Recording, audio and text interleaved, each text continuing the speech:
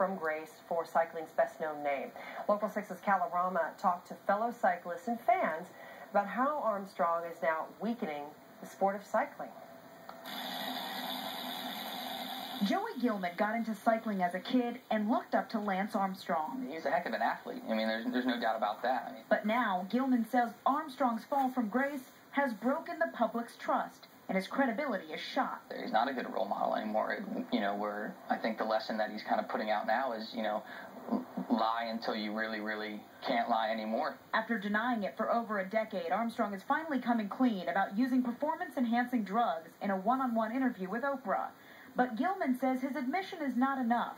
Locomotion, his Baldwin Park bike shop, does not support the cyclist anymore. We don't sell a lot of the product that he also endorsed, the bikes he rode and, the glasses and things like that. So if they're not selling any of his riding gear and none of those yellow bands are selling, what does that mean for the future of the Livestrong Foundation?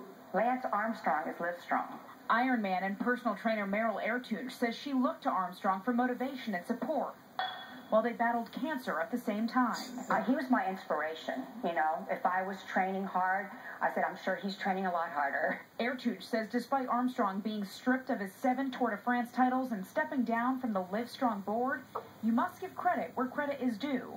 He has raised so much money for Livestrong, and it's an amazing, amazing type of charity. That shouldn't be taken away. But both cyclists can agree, a comeback for Lance Armstrong is far from achievable. Calorama, Local 6. Oprah's interview with Lance Armstrong airs Thursday night on her own network.